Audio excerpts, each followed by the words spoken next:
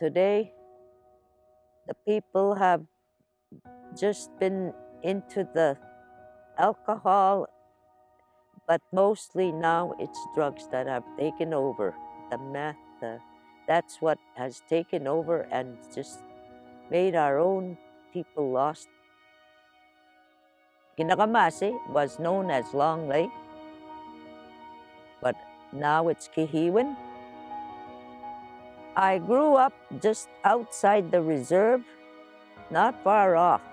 I was born and raised at home. Kehewin is located 3 hours northeast of Edmonton. We're considered an isolated community. There are 1,500 members on reserve, and we have over 2,200 members that belong to Kehewin Cree Nation. If we don't go back to our culture, our ritual, our spiritual beliefs, it's going to be hard. Like I say, that's one of my dreams, my goals, is to have a building where we can teach.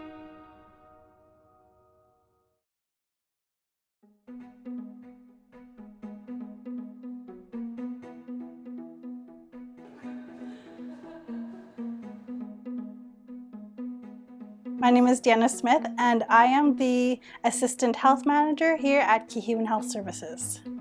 Kehewin Health Services is an accredited health facility through Accreditation Canada. We have an accreditation with accommodation. What that means is we exceed the standard of care for service delivery. Some of the services that we have here are prenatal, maternal child health, diabetes initiative, mental health and addictions counseling through our Kehewin Tribal Care Strategy. We have Head Start. We have dental services and physiotherapy. We have a psychologist on site. We also have a physician that attends our office 3 times a week. I'm James McCocus. I'm from the Satellite Cree Nation in northeastern Alberta. I work in Kehewin as the only family doctor that's there 3 days a week. I provide full service family medicine from the time people are pregnant all the way until they're passing away. I work to incorporate Nehio Maskikia Cree medicines and Nehio Mamtane Tamuin Cree thought and worldview into my medical practice. It's extremely important for Cree people to receive culturally safe care that includes our own medicines and access to ceremonies and healing ways of being and knowing. We face many issues as other First Nations in Canada. We have drug and alcohol related issues. We have intergenerational trauma caused by the residential school system. It affects everybody. It doesn't become real until you step into your nation and see your own members, your own community, your neighbors or your own siblings addicted or affected from this trauma. Every single major report on Indigenous health has talked about the importance of Indigenous medicines, Indigenous healing practices, Indigenous ceremonies, and Indigenous songs for Indigenous people to reclaim their health. When people are healthier within a nation, they're happier. That extends into their family and community life. There's a sense of volunteerism, there's a sense of pride. There's less issues with addiction, there's less issues with violence and gang activity, and issues stemming from socioeconomic depression. When people have access to things that keep them healthy, which is knowing who they are as a Cree person, their culture, language, ceremonies, and medicine, they are more likely to have the resilience and capacity to prevent them from engaging in high-risk health behaviors. We incorporate our Cree heritage into our programming, such as the Mossbag teachings with our Head Start children and the prenatal moms. We also we hold regular sweats for our addictions programs. So currently the health center that we're in is 20 years old. We've expanded our space. Our number of employees has overcapacitated the building, so we don't have the space required to do any program activities, any cultural activities. So having a cultural space for our members and our clients to come and do their cultural ceremonies and their teachings, and having that space that they can be a part of and be welcomed. When I picture the center, I see rocks and natural wood and stone and just very welcoming, very natural, very comforting. Yeah, it'd be awesome. Doreen mong sapeon sigason kinabamase hurtsenia.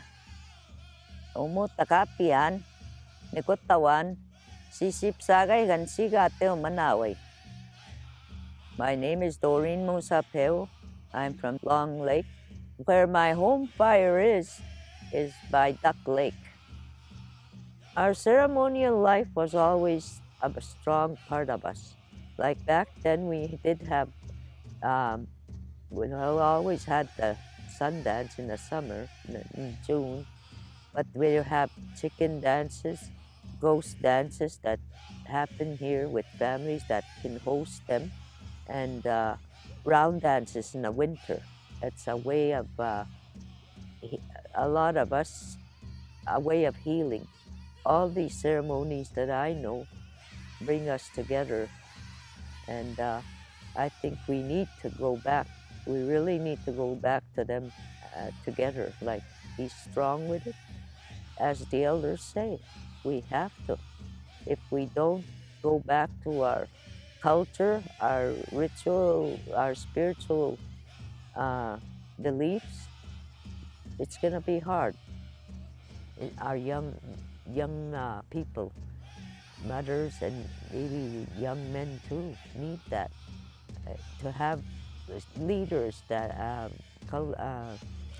elders, spiritual leaders to help them.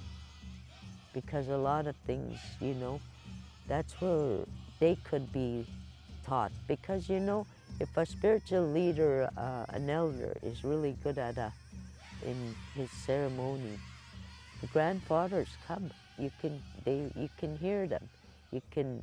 They're the ones that will tell you.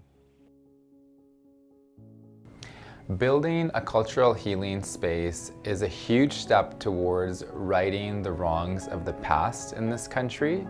It's a huge step towards rebuilding the Cree medical system, which was oppressed and decimated over hundreds of years.